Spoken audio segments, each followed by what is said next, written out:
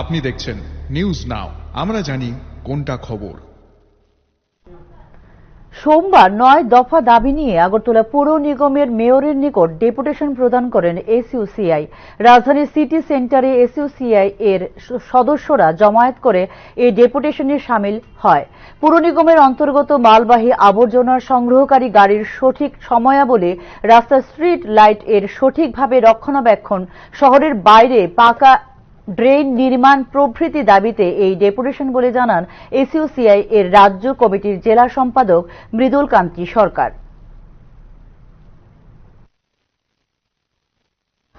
আপনারা দেখেছেন যে পৌর নিগমের যে মালবাহী যে আবর্জনা নেওয়ার যে গাড়িগুলি, সেইগুলি প্রত্যেক দিনই অফিস টাইমে সেই আবর্জনাগুলি নিয়ে যাচ্ছে। এতে রাস্তার মধ্যে যেমন যানজট তৈরি হচ্ছে, পাশাপাশি ছাত্র থেকে শুরু করে অভিভাবকরা এমনকি রোগীরা পর্যন্ত অসুবিধার সম্মুখীন হচ্ছে।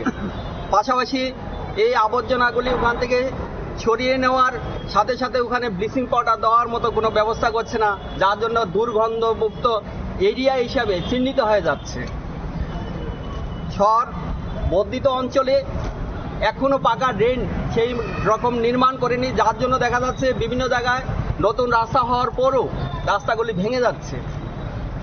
এই স্ট্রিট লাইটগুলি যেগুলি লাগানো হয়েছে অনেক জায়গায় দেখা যাচ্ছে অকেজো হয়ে আছে, কিন্তু এগুলি সঠিকভাবে রক্ষণাবেক্ষণ হচ্ছে না, পৌর নিগম থেকে তদারকি করা হচ্ছে না।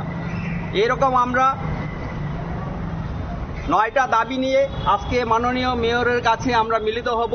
ওনার কাছে দাবি সনদগুলি তুলে ধরব, যাতে উনি এই দাবিগুলি যথাযথ মূল্য দিয়ে ওইগুলি পূরণ করার মতো উদ্যোগ গ্রহণ করেন।